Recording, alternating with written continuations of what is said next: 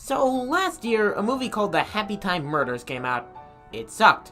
So because it sucked, a guy called Nitpicks made a video talking about it, which didn't suck.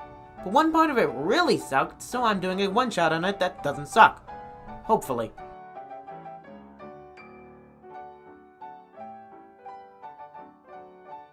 You're never supposed to take the Muppets seriously. There's a sense of irony that comes with them. Seeing the Muppets stand in this rich, warm desert, seeing their fluffy felt bodies contrast with the gravel, or seeing a felt frog singing in an actual swamp. This sense of contrast creates strong comedic imagery. The locations were unique to complement the unique nature of what you were watching, and often played with genre conventions in large ways. With Happytime Murders, nothing stands out or looks unique. The locations never contrast with the Muppets. It's just standard New York building. Nothing contrasts with the Muppets. Huh? I mean, first off, the structure of this argument isn't exactly top-notch. It just feels like it's buried under a bunch of other arguments and is barely elaborated on, which is surprising since he went into so much detail as to how the original Muppets do contrast with their backgrounds. The only real reason you say as to why the new Muppets don't contrast with the backgrounds is because the backgrounds are generic, which doesn't mean there's no contrast. What, are buildings just made out of felt now? If anything, there would be just as much, if not more, contrast as when you're in a generic, bland, and boring city setting. It would be even more off-putting to see a fuzzy blue puppet man. And even then, due to your lack of explanation, even more questions arise. Do certain surfaces contrast more with the Muppets? If so, then which ones? Does it have anything to do with the designs of the Muppets? Does it have anything to do with camera angles or lighting? I don't know! You don't explain! So, this was a point I thought of during the editing phase. In retrospect, it's kind of dumb to do a post-segment and a one-shot, but I'm doing it anyway, screw you. I decided to take it upon myself to make your point not garbage, you're welcome. Originally, the solution I thought of was pretty simple.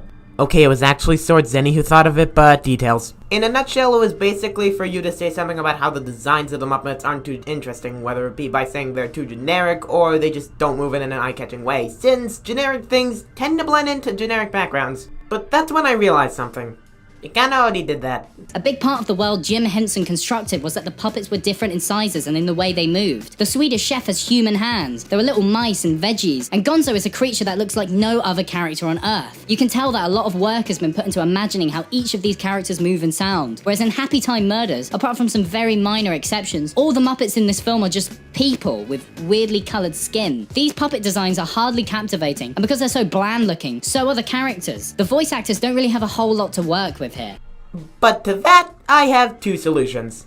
Either take your segment about the Muppets not contrasting with the backgrounds and put it after the point about how the Muppets are too generic, and say something to make it clear that the 2 points tie together, or just do a quick recap of your earlier point after saying the Muppets don't contrast with the backgrounds. Personally, I'd prefer it if you do the first one, but it's really just a subjective thing. Either one would work just fine. And I'm sure some people will say, but Bennett, it could be easily inferred that the two arguments have something to do with one another. But it can be kinda difficult to see how the two arguments connect when there's a 40-second gap between them. And if it's something with the wording, I'd sure like it if you told me what it was. I can't figure it out. But even then, it still doesn't excuse his lack of elaboration.